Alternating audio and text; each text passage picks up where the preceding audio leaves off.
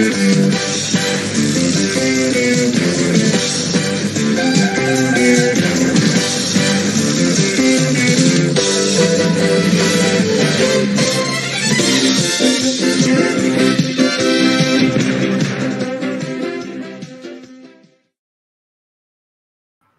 right, welcome to our broadcast here. We're going to just cover the email about to be sent out about the auction. Just want to roll through some of these things for you about what's going to go on the next couple of days. First, we hope it works. We don't know what's going to happen when 24 gets in there, but it seems like everything's going to be all right. Working through some things with Mike, have a few questions in. Overall, expect us to have a good workable auction Saturday, but we won't know for sure until we get there.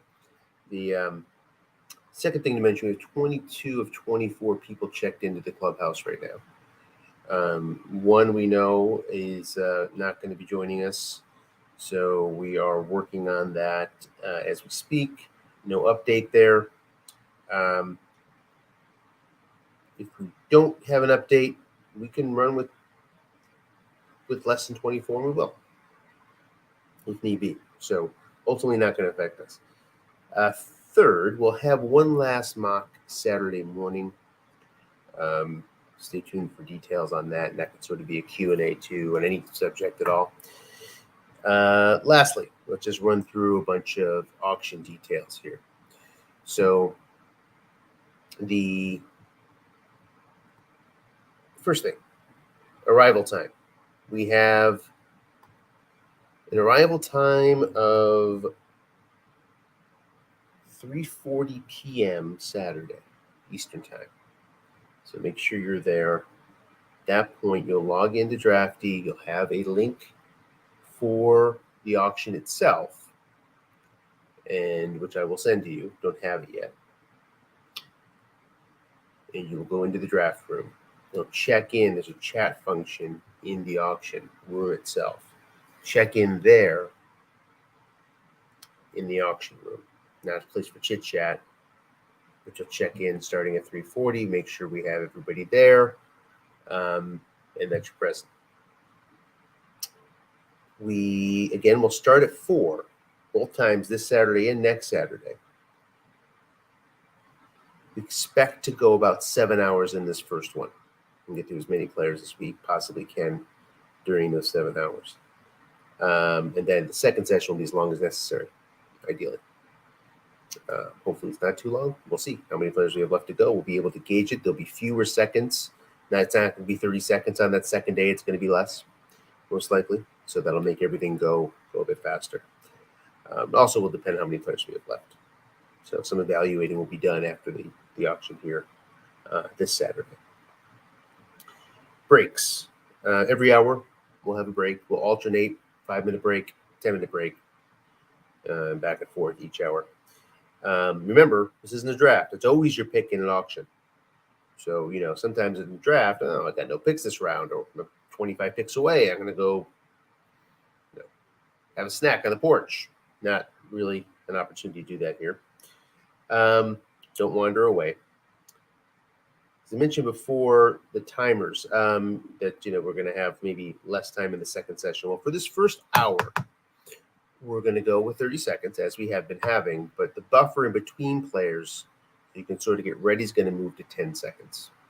That you can sort of get used to nominating, to the extent you need to renominate the player or whatnot. That 10-second buffer will be helpful. Over time, we'll evaluate that and bring it down. We want the auction to move faster. We want to get all these numbers and these timers as low as we can get them. But for the first hour, that seems right. Problems in the auction. If you have a minor flaw bidding, something not major, use the chat room in the auction itself, not Slack. Chat room. Again, not a place for chit chat, place for problems. If you have a major problem, then you'll call me or text me. Phone numbers and email you're about to get. Then we'll pause the draft, do what we need to do to make sure that we don't have some sort of major flaw lingering out there. We will have a room where all of us can hang out and talk. There's a link in the email to a room provided by Dennis for Zoom. Make sure you're set up for that, so we can all go in there and talk and chit chat and whatnot. But keep in mind, 24 people in one room, however many it's going to be, very difficult to have any meaningful communication. Everyone sort of talks over each other, unless we're sort of special circumstances. So if you have an important bit of information, you don't want to be communicating it there. Okay.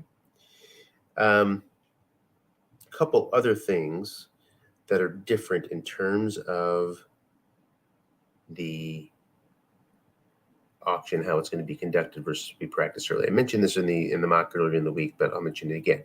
We are not going to have in the auction itself limits for QBs, kickers, or punters in the auction itself.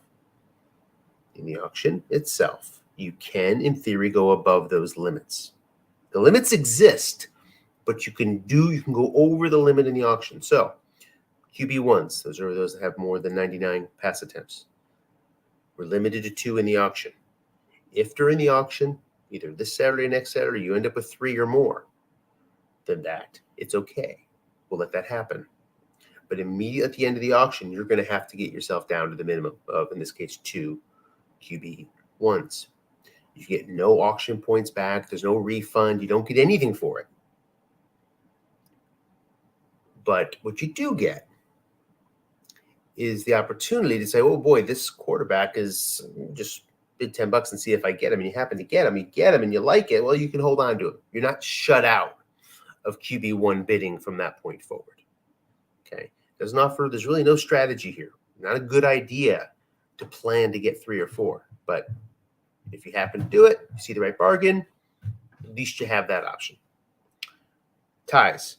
We had been running ties that only the people who had tied for it, for the player, would be able to then bid in the second bid to break the tie. That was causing a bit of a bug. So we've eliminated that for that purpose. Anybody can, if there's a tie, anybody can come back in at any price. There's no preset price based. It's like you're starting over.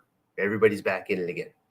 After a second tie, it's supposed to re-enter the player into the pool and renominate them later.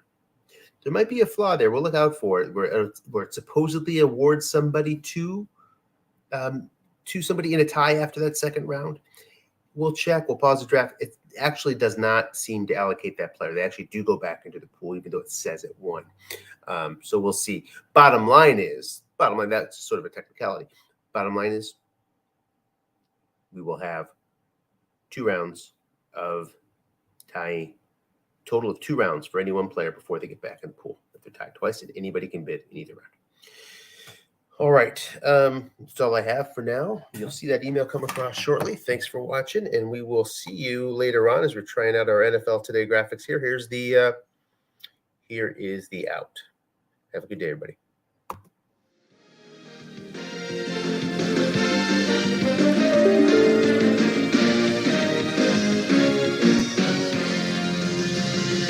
You've been watching CBS Sports coverage of the National Football League.